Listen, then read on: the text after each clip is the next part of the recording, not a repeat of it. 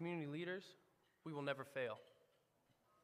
Before closing, I'd like to honor community pioneers, leaders, and we're also paying tribute to one of our most famous and long-running establishments.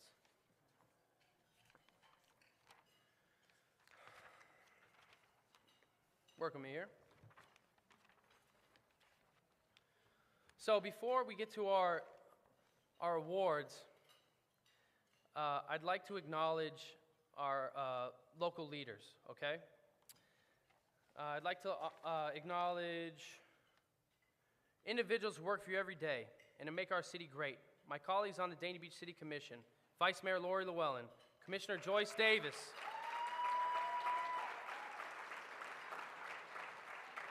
Commissioner Tamara James, and Commissioner Marco Salvino. Tamara, all right. I saved it for you. I saved it for you. Look at the excellent leadership that our city has. We also have our leadership with our city manager, Anna M. Garcia.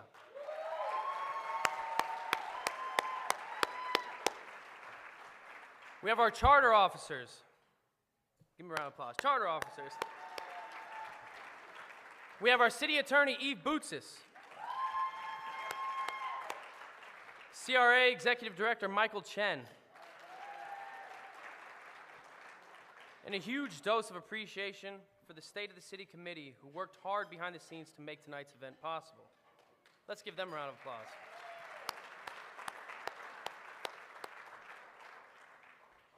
Well, I'd like to honor a couple other leaders. We have Shlomo Danziger, the mayor of Surfside.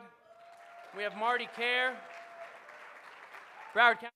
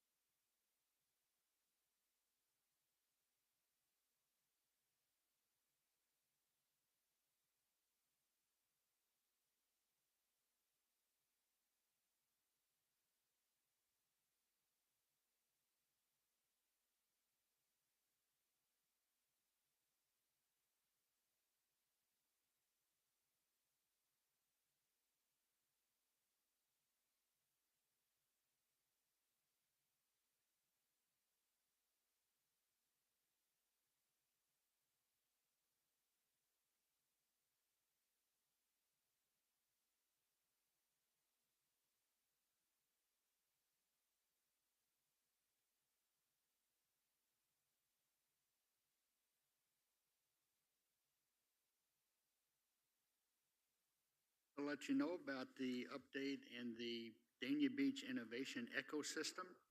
I've been working with SCORE to set up our next Business Academy program.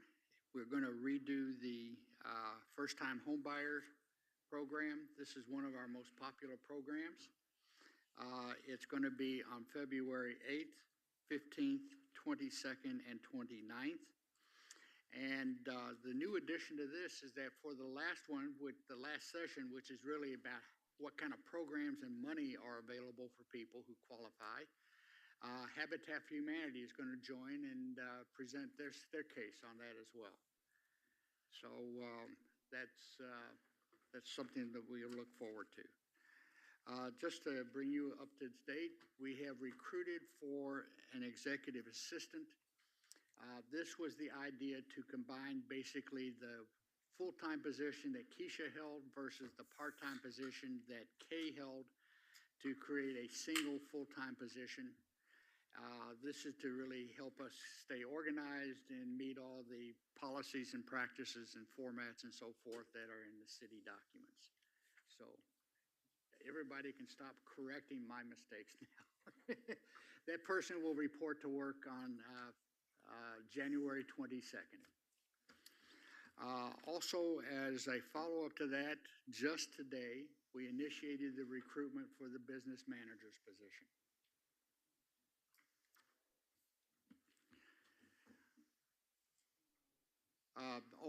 Just to give you a little background on the person that was hired, the person is Denise Greenstein. Ms. Greenstein worked for the city of Fort Lauderdale for the past 18 years. She's held a number of positions, including being the executive assistant for the director of planning for Fort Lauderdale.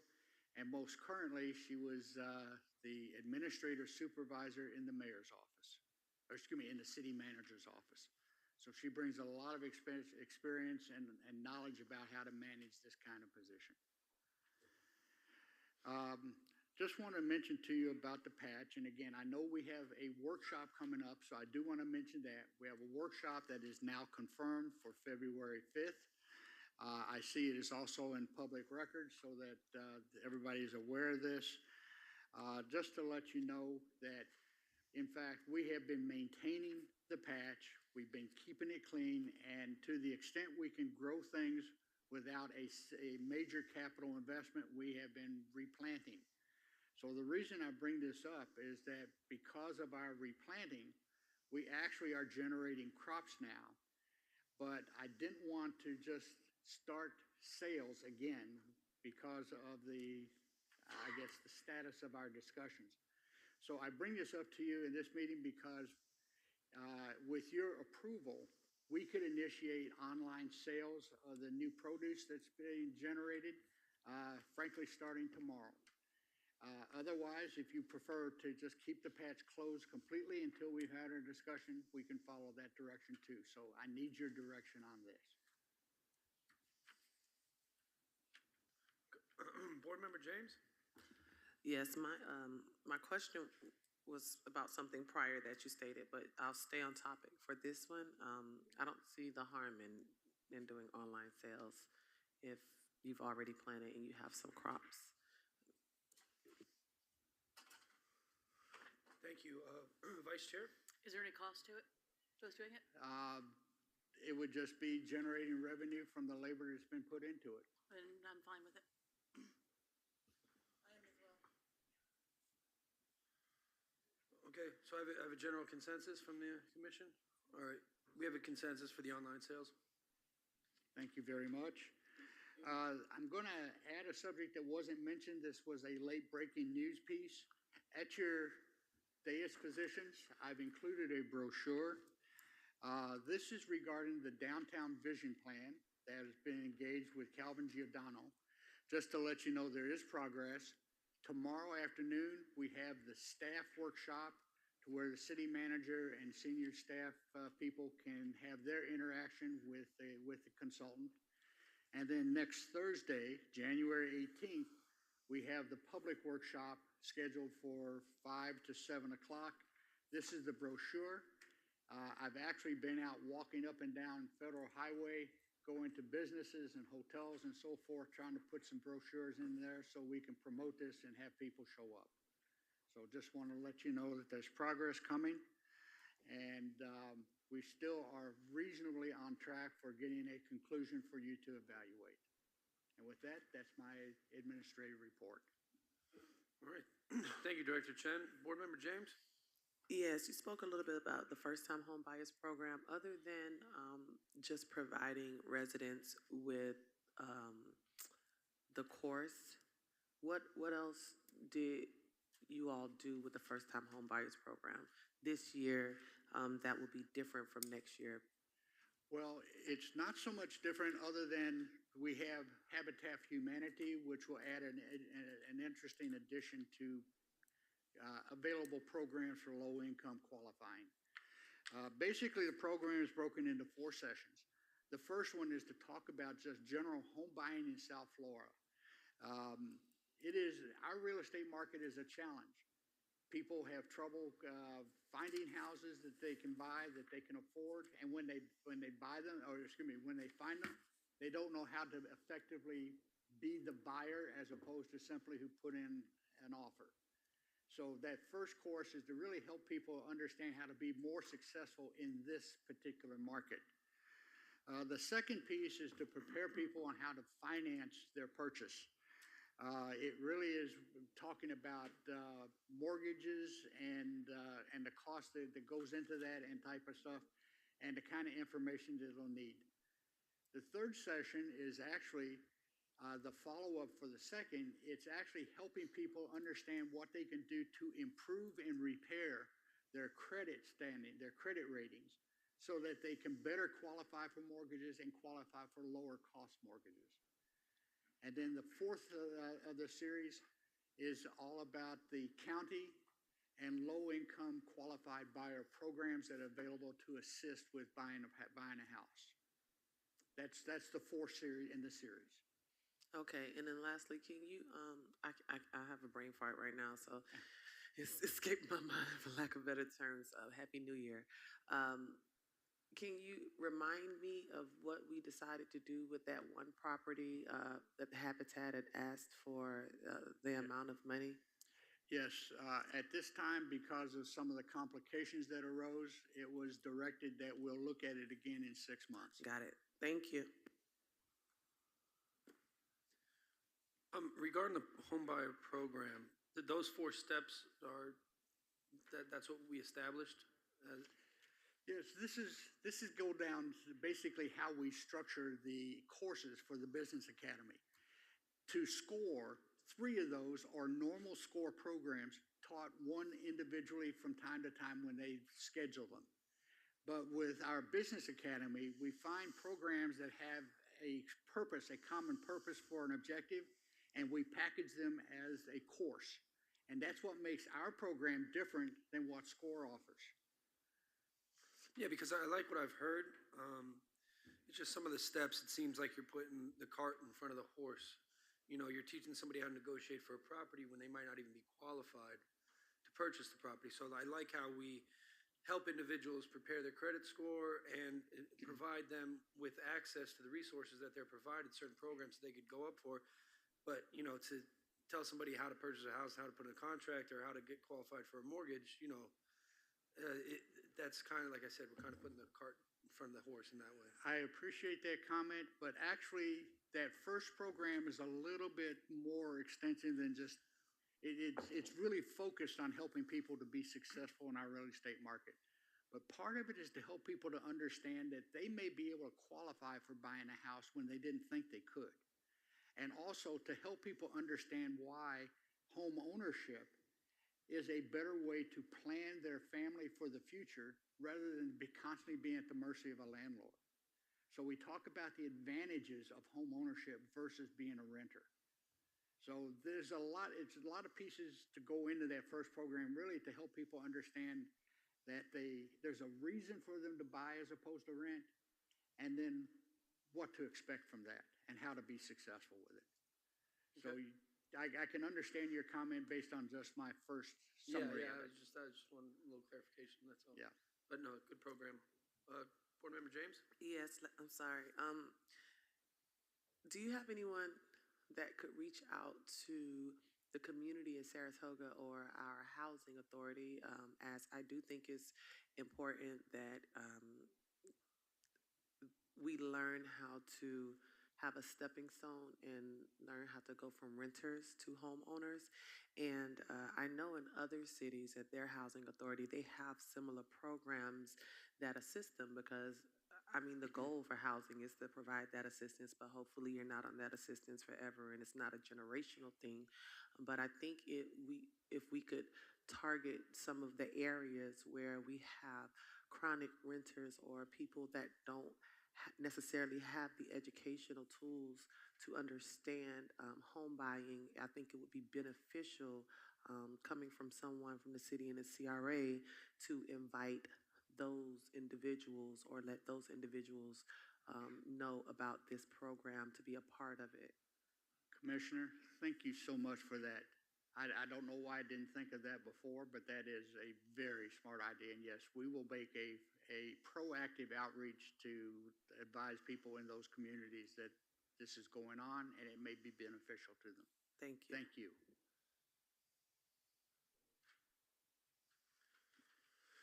Okay, any questions for the director? All right, so let's move on to our presentations. This is a presentation, Rebuilding Together Broward. It's a 2023 recap, and this is by the Executive Director of Rebuilding Together Broward, Robin Martin. Welcome, Robin. Thank you, Chair. Thank you, CRA board members and staff. Appreciate this opportunity to be here and talk about our longstanding partnership. I'm just waiting for it to come up. I think it should be on the screen in a second. There you go. Turn this on. Please feel free to ask any questions during and after. And if you don't have any questions, it'll be pretty brief.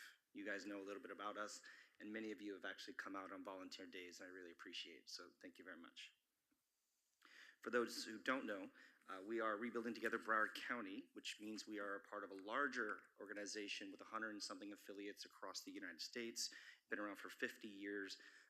Nationally and locally, we've been here for 20 years. Our mission is very simple and straightforward. It's repairing homes, revitalizing communities, rebuilding lives. And that's what we do every single day. And a part of that, revitalizing communities, is working with you and your CRA to impact your CRA communities that are in need. Our goal, of course, is to partner with the community so that all people have safe and healthy homes to live in. Some of our impact directly, we provide retention for home ownership. We help people stay in their homes longer. As people age, they want to age in place. They don't want to go to special places.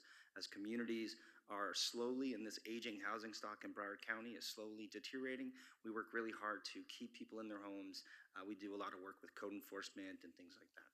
Of course, we want independence, health, and safety inside the home for the seniors and people with disabilities that we serve. There's 6 specific areas that we believe our impact goes around. Some of them don't directly relate with the funding that you guys have provided us in the past, but it does relate to the work that we do with Dania Beach homeowners. So it's community connection, pride of home. We've seen that neighbors of the homes that we've impacted begin to upkeep and take a look at their own homes and what it looks like. Of course, safety, physical health, mental health, because housing is health, economic security, and independence. So across the year, Rebuilding Together Broward works on over 350 homes throughout Broward County. But this highlights the work that we do specifically in the city of Dania Beach. So in 2023, we completed 40 homes in Dania Beach with paint, landscaping, minor repairs, of course, pressure washing, and prep. 24 of those homes also received AAA, which is Area Agency on Aging, home repair services. That means we went into those homes because they were, the homeowners were over 60. We did a 25-point health and safety inspection of that home, and any repairs that we can do, it could be as minor as a grab bar, all the way up to electrical hazards, code enforcement. So 24 of those 40 also received those services. 11 were completed as block rebuilds, where we brought together community partners, other organizations, volunteers, and did a special paint and landscape day. And 2 of those homes were owned by veterans. Our work included all of the listings here: flooring, safety equipment, minor plumbing work, AC repairs, windows, and installing a wheelchair ramp. So one success story of Dania Beach. Obviously, there was 40 success stories in Dania Beach, but one of them was really impactful for Mr. Jonathan Carter, who's an 89-year-old Army veteran who's lived in Dania Beach since 1978. His home required attention to ensure his safety and well-being, and having faced obstacles like an unsafe ramp that led to a few unfortunate falls. The exterior of his home was revitalized with a fresh coat of paint, all of those fancy things. We installed a brand new sturdy ramp with a railing, and of course we identified some safe and healthy issues within his home and in his bathroom. So this was a home before. You see that tiny ramp, you see some growth on the side of the walls, and afterwards we installed a ramp, we painted, we pressure washed, we cleaned, and he has a better, safer home. Here are some pictures of just other homes that we've done. Some have lesser impact, some have huge, significant impact, and our goal is to work as closely together in the community so that you see it street over time, rather than one random home here and one random home here. That's nice for that homeowner, but that really doesn't impact the beautification of that street and that area. So it is our goal, as long as we can find homeowners and as long as they're willing and trustful and all of those. And of course, when we're out there with 100 volunteers, it definitely gains faith in the community. And so here's some of the homes that we did. You will see also significant impact on driveways. We do a lot of work. We try to improve anything that needs to be beautified on that street and that house.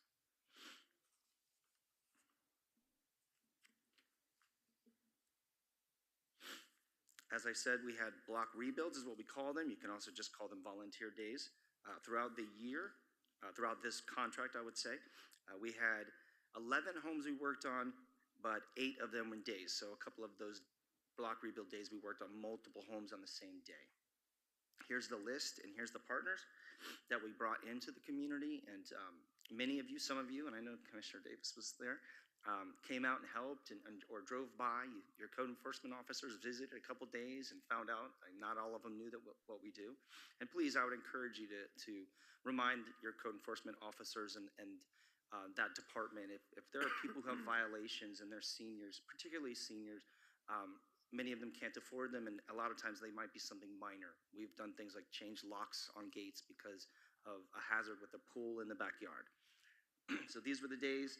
Here's some wonderful pictures. I promise you that wasn't a plug. I didn't do that on purpose.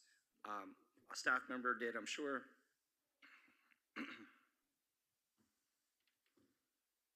So these are all different days, different groups, different companies that we brought into the city of Davie, and they help support us.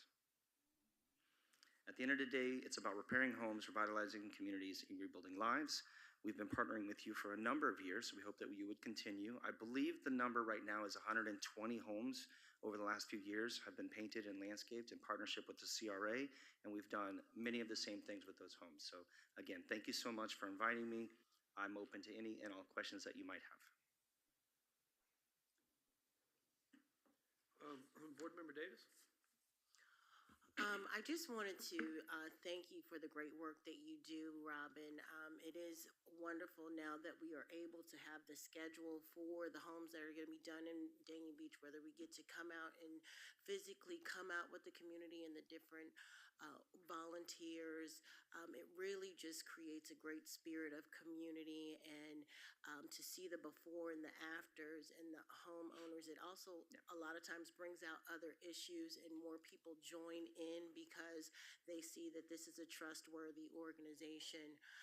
I do know that there was some challenges with people trusting that you guys were partners with the city, and so I just want to see if there's any way we can support you in making sure that when you go out there, that they know that we partner together, and this is something that we approve of. Thank you.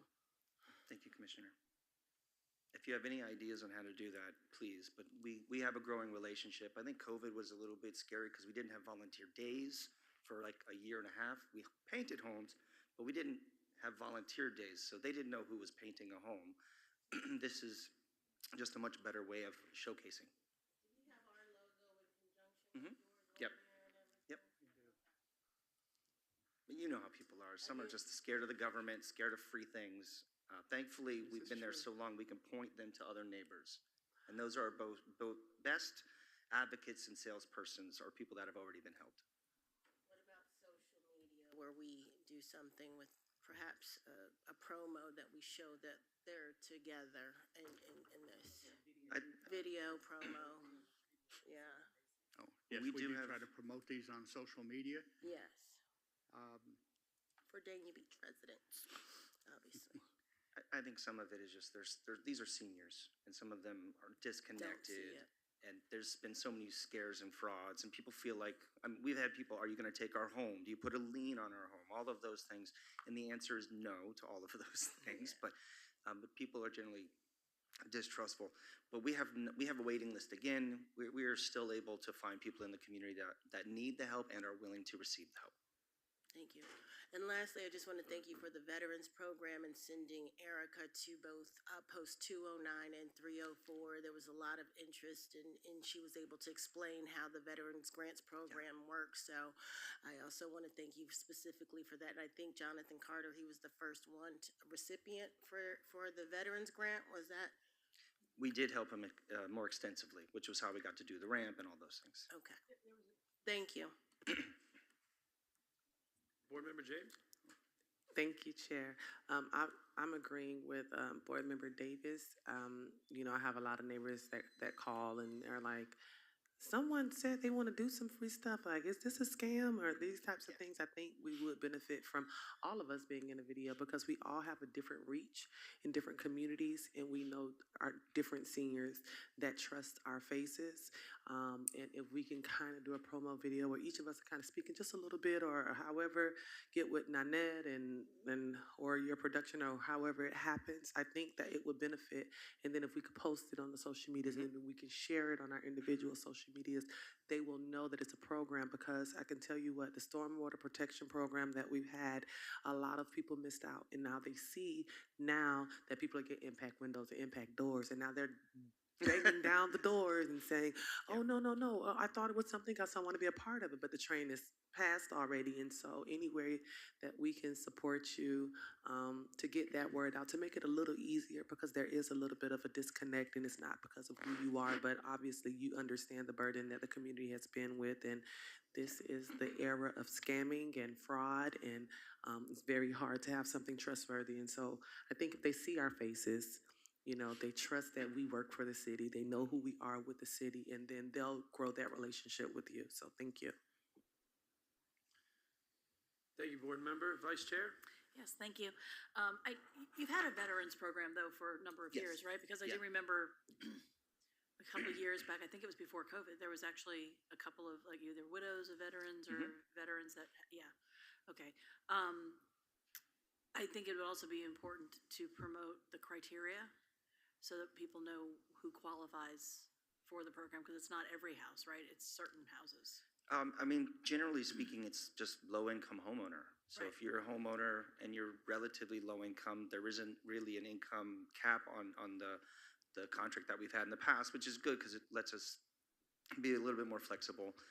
But, excuse me, and on all the paperwork and on our website, there's the criteria. So what we generally do, when we have door hangers, we will go door to door in the Dania Beach areas, just putting them on. And it says, if you qualify, look online. We're looking for homeowners in the Dania Beach area, and it does have all of your logos on it as well. And so I'm just, as long as people, not everybody knows if they qualify or not, so I think that's part of the issue as well. So, thank you. So you said we have a waiting list. Every year we plan ahead, yeah. I think we're up to like 15 for this upcoming year. And they roll So in 40 is a good number. That's kind of like what we're aiming for every year. Yeah, it's a reasonable number. We could possibly go a little bit higher, but it's really up to you and your resources, because we're able to do as much as resources are available. All right, wonderful. Wonderful. Thank you for your presentation. Unless anybody, go ahead, Director. Thank you. If I may add, because Robin's presentation was a little bit short on some things, I think you need to understand what Rebuilding Together does. Of course, we see them for their volunteer groups and their organization for taking applications and filtering through to find all this out. But when they find a house and they schedule a house for these repairs, first thing they do, they send their own crews out and they pressure wash the house. They spend a day or two at the house before our crews ever show up. And then when we have this, because I remember spending a few mornings with Commissioner Davis and Commissioner James that turned out to be rainy days. All right. You know what? When they have one of those types of days, the thing gets shut down. They do the work they can with the volunteer groups. But the next day that's dry, their crews come out and paint the house. So this is much more complicated than just being a very nice daily volunteer get together. They actually do a lot of work to make sure that this program is successful for not only the city, but for the residents that are here. And their approach to this, because I noticed you were a bit modest, you didn't put these kind of things in your presentation. They have been recognized by the South Florida building industry, construction industry. They actually had a videotape done for Rebuilding Together that highlight their work of all places in Dania Beach. And they're highlighted because of their effectiveness and their ability to attract volunteer labor to bring together to projects. Now with that, we were actually able to get some rights to that as well and put in a little bit of pitch about Dania Beach. I am actually going to restructure part of our website to feature this program and Rebuilding Together, including that videotape, which is about a 3-minute videotape that shows basically it's an accumulation of a year's work that Rebuilding has done in Dania Beach. And it will help to offset some of the concerns that our neighbors may have when approached about free work. It will be a place where you can refer them to look at a city website to see what this program's all about. So I'm sorry to take your time, but I think you needed to understand a little bit more about what he does. Yeah, and of course they're volunteers. So we always go back afterwards, and there's a punch list or honey-do list of things that need to be fixed. But yeah, thank you for that, Michael. Any other questions? No, sir. Thank you so much. Thank you, We really Rob. appreciate this opportunity. We appreciate you. All right, move on to the consent agenda. Do we approve the minutes for December 12th, 2023, of the CRA regular board meeting? There's 2 items. Oh, there's 2 items. Yeah, I make a motion to approve the consent agenda. Okay, I have a motion. All in favor? Oh, no, sorry. Somebody give me a second. Go ahead, Vice Chair. Second. I have a second. All in favor? Aye. All right. First one of the year. Okay, we have no travel requests, and now we have the renewal agreement with Rebuilding Together Broward County. Okay, we're good. All right, on to board member comments. We'll start with Board Member Joyce Davis. Thank you, Chair. I just wanted us to kind of think about, just because this meeting is over in a half an hour, and I work a lot with the Broward League, and I talk to different city officials about how they do their CRA meetings, and a lot of times they just bring things as needed, or it's not just because it's scheduled for the first of the month, and that's when we do it. Because if there's not, I know we're going through a transition, we're getting new people, and just to kind of consider being more intentional with our time and maximizing our time, because it's 6 o'clock, we could have, maybe put 2 meetings into one and not necessarily have done that. I don't know if this is part of an ordinance or something that we've already adopted, like it's the law that we need to do it this way. But I just wanted to, throw it out there to think about being more intentional with our time, and maybe, thinking about consolidating or bringing things where it's really going to have a major impact, instead of just coming in and out for a half an hour. Thank you. Thank you, Board Member. Board Member James? Yes, I guess I'll answer or provide an option.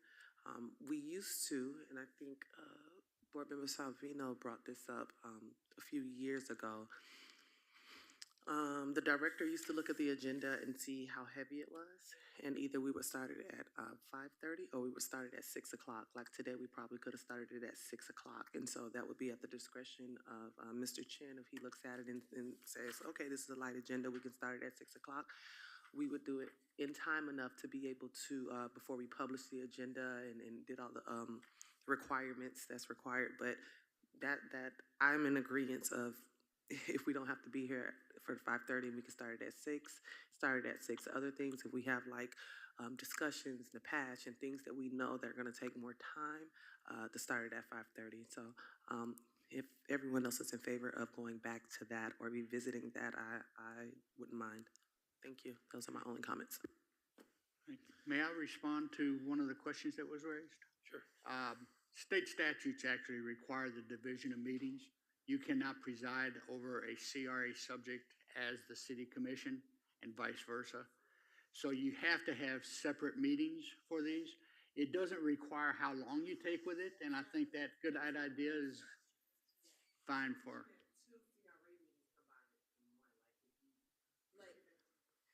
Okay. We can certainly look at the time and vary the starting time if you like. I've been trying to actually keep the agendas a bit more modest, but we do have things that with contracts and so forth that have to be dealt with on a timely basis when they come up. But we can work with that. Okay, thank you. All right. Glad we got that clarified. Board Member Salvino? No comments. Okay, Vice Chair? No comments. All right. And Happy New Year, everybody. No comment from me as well. See you at the next meeting. Thank you.